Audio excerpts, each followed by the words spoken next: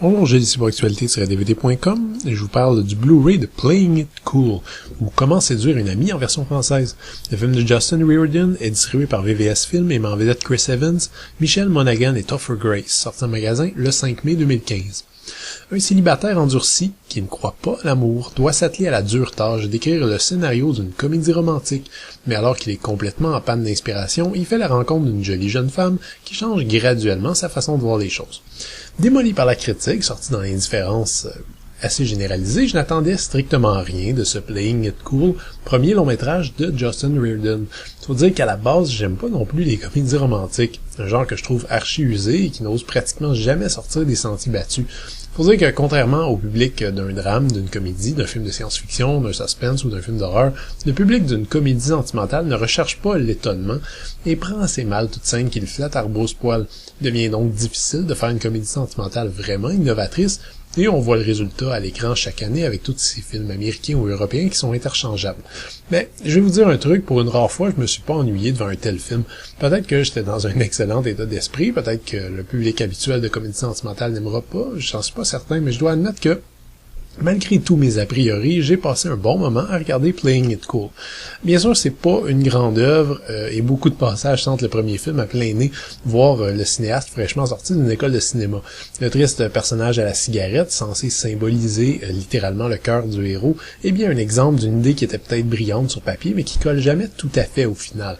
Dans l'ensemble, Justin Reardon se trouve un peu assis en deux chaises. Il veut en mettre plein la vue et trempe son œuvre dans tous les styles possibles, sautant du coq à l'âne visuellement, tout en soulignant péniblement chaque idée à grands coups de crayon, par peur de perdre un spectateur qui se sent parfois bien sous-estimé. On rappelle au moins 3-4 fois par exemple à quel point le héros aime se voir à la place des personnages de récits imaginaires, le premier contact entre le héros et l'héroïne fait littéralement des étincelles, etc. Bref, on n'est pas très loin non plus du genre de stylisation de narratif à outrance qui caractérise certains films de Jean-Pierre Jeunet, avec un petit peu moins d'humanité quand même.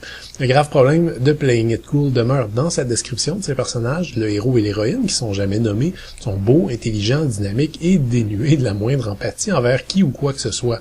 Ils fréquentent des soirées de charité pour tuer le temps, possèdent des amis qu'ils jugent sans arrêt et mettent à mal toute notion de fidélité.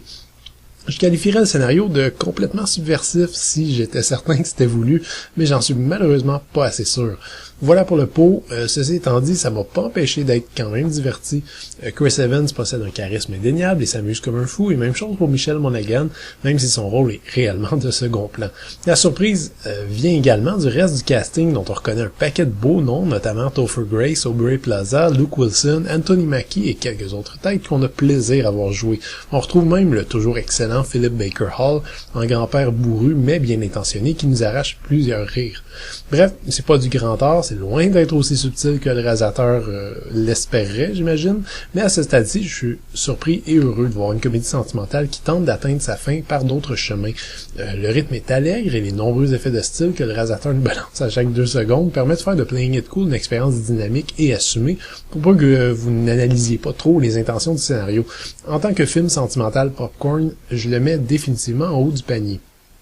Le Blu-ray est présenté en 2x35 anamorphique avec piste audio en anglais et français 5.1 et des sous-titres sont offerts également dans ces langues. Un seul et unique bonus est présenté sur le disque, il s'agit d'un petit making-of rigolo. Comment séduire une amie passera pas à l'histoire, mais si vous êtes obligé de regarder une comédie sentimentale pour faire plaisir à quelqu'un, par exemple, n'hésitez pas à choisir celui-ci. La mise en scène est survoltée, même si quelquefois un petit peu maladroite, et le film propose une galerie de personnages rigolos et mémorables. Moralement, les héros sont complètement vides, ce qui va sans doute en agacer plusieurs, mais si vous n'avez pas envie de vous casser la tête, Playing It Cool devrait vous faire passer tout de même un bon moment. C'était Gilles, merci, bon visionnement.